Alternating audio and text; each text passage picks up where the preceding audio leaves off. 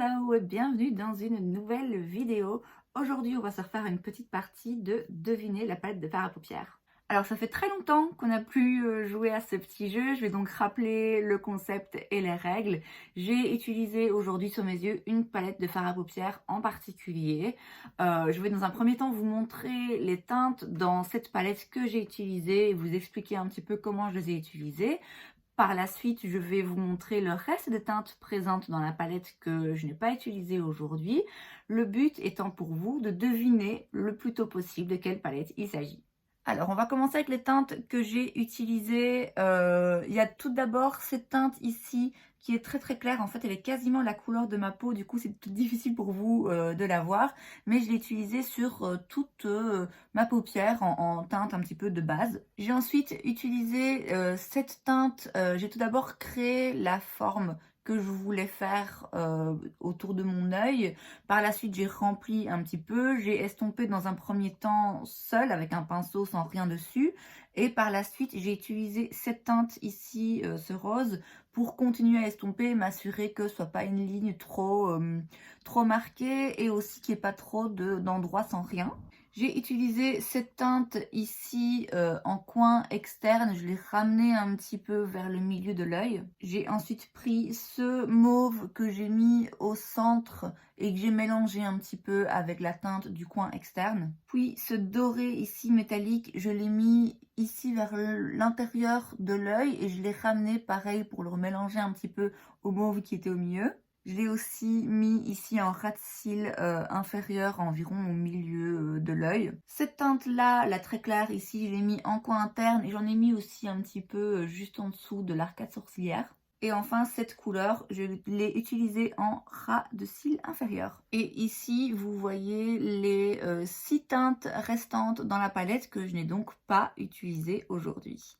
Et voilà donc l'harmonie de couleurs de cette palette. Il y a 14 teintes à l'intérieur, 7 teintes métalliques brillantes et 7 teintes mates, bien que dans les mates, il y en a certains qui sont légèrement satinés, mais en gros, c'est distribué de manière égale entre les teintes métalliques et les mates.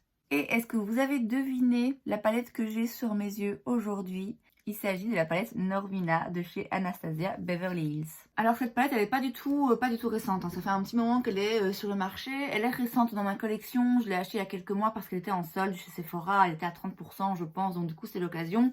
Moi j'aime beaucoup la formulation des fards ABH. C'est pas pour tout le monde, je sais qu'il y en a qui l'aiment pas trop. Ce sont des fards qui parfois sont un peu poudreux. Typiquement là par exemple le look que j'ai fait aujourd'hui, je l'ai fait avant le reste de mon teint et j'ai bien fait parce que j'en avais partout.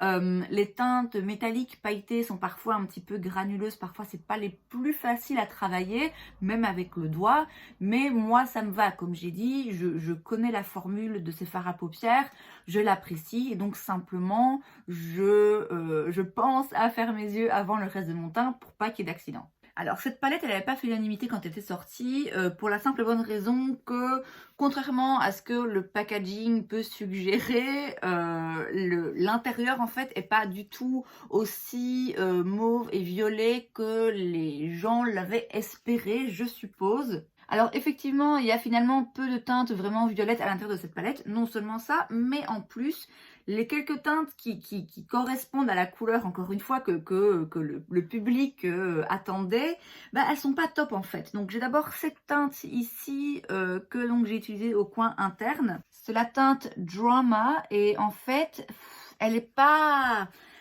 très vibrante, je la trouve un peu terne et finalement, elle est pas si métallisée que ça, elle est un petit peu tristounette je trouve. La teinte Célestiale que j'ai mis donc a priori au milieu de ma paupière, ben, on la voit pas des masses. Alors certes, je l'ai un petit peu mélangée avec les autres, mais je trouve que même seule, finalement, elle est moins jolie sur la peau que dans le pan, dans la palette.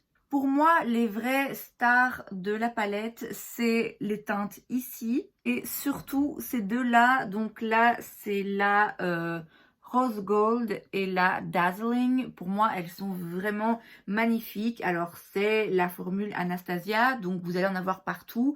Mais je trouve que ça vaut tellement le coup. Regardez-moi cette teinte métallique, elle est vraiment magnifique. Et en termes de mat, je dirais que la teinte ici Volatile et celle-là qui est Incense, elles sont vraiment bien. Il y en a une qui est un peu plus chaude, l'autre un petit peu plus froide.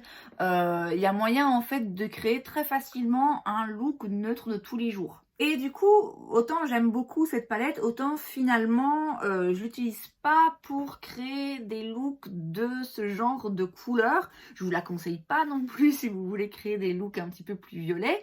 Par contre, c'est une très belle palette neutre finalement. Quand on regarde les teintes qui pour moi sont les mieux réussies dans la palette, c'est les teintes neutres. Alors vous le voyez peut-être derrière, j'ai pas mal de palettes ABH. Comme j'ai dit, moi j'aime beaucoup cette formulation, même si c'est pas toujours la plus stable, la plus facile à travailler. Je regrette pas du tout d'avoir cette palette. J'aime bien pouvoir agrandir ma collection de palettes ABH parce que je trouve que les harmonies de couleurs sont toujours jolies et comme j'ai dit, les formulations me plaisent également. Et c'est donc tout pour cette vidéo. J'espère que ça vous a plu. Si c'est le cas, n'hésitez pas à laisser un like.